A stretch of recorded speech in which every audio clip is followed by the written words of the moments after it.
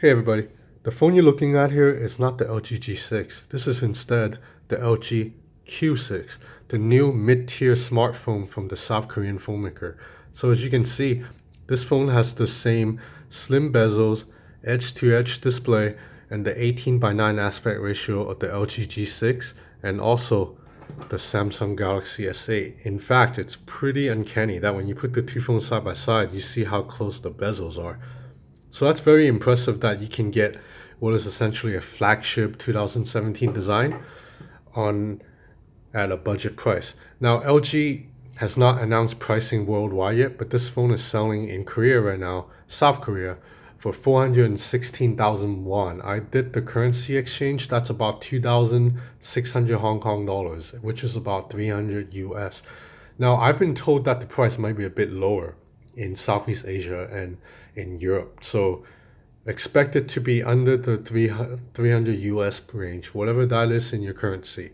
So now, this phone does have some shortcoming. It has only a Snapdragon 435 chip, so it's not that powerful.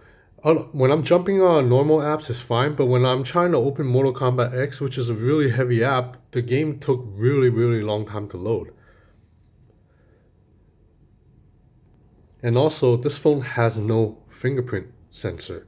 So that means to unlock, you'll have to either use the pin or the face unlock. Unfortunately, the face unlock is actually quite fast. You see how it just opened right away when I looked at it? Now, how secure is this? I'm not sure. There is an option in setting to make the face unlock apparently a little bit more secure. Now I tried it actually. I turned it on, and then after I turned it on, it took like 2 full seconds to unlock on my face. LG says that when you turn that on, it'll make it a lot harder to trick the facial recognition with like a picture. I don't have a huge picture of my face to try yet, but I did use a picture of my face on an iPad, so which is pretty close to my real life head size to put it on, and it didn't trick the phone. So otherwise, metal frame, this is a pretty nice build for a mid-tier device. Now moving on to the camera. This phone only has one camera on the back. It's a 13 megapixel. So there is no wide angle lens of the LG G6. But the photos still came out pretty good. Let's look at some samples. So as you can see, color looks very vibrant. Details are good.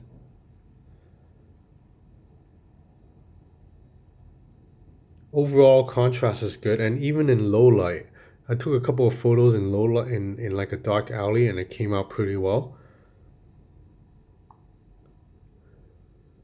And also video. LG has a really good optical image stabilization software. They call it like the study record or something, and it looks really good.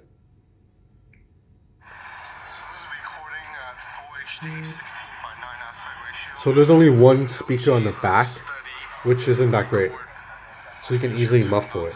But otherwise, I'm walking pretty fast right now, and look at the video, it's smooth. So now I'm walking faster. So I'm basically jogging right now. So the optical image stabilization is excellent. So now this display is 5.5 inch at 2160 by 1080 pixels. So that's a PPI of 442. So that's still really dense. So when you're watching videos, colors come out really good, and it's just really cool to see how immersive it is. I wish you can hide the navigation button, but there isn't a way to do that now, so that wastes a bit of the screen.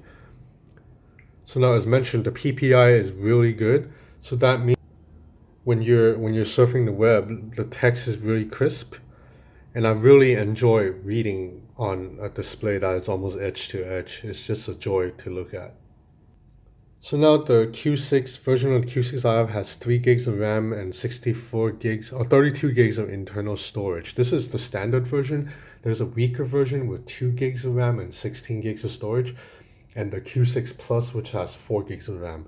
So 3 gigs of RAM with the Snapdragon 435 chip it's not obviously not powerful, but it should be enough to get the job done if you are just someone who just likes to go on Facebook and watch YouTube.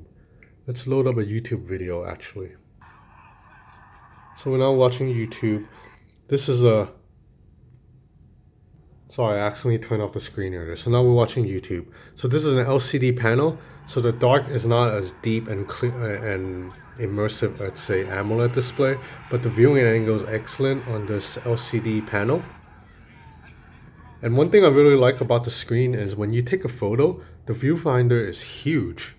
And just look at how cool that looks. I really like how the viewfinder takes up the entire screen. It just looks really immersive.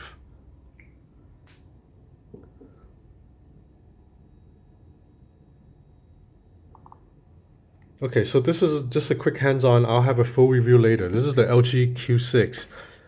If you want the kind of slim bezel design without paying a high price, this is a good option. Although there are a lot of Chinese phones that's going to give you a similar bezel-less display too. But I just think LG and Samsung do it the best right now because obviously they're the ones that pioneered this tech. Rounded corners, really easy to grip because of the 18:9 aspect ratio. So thank you for watching. I'll be back with a full review.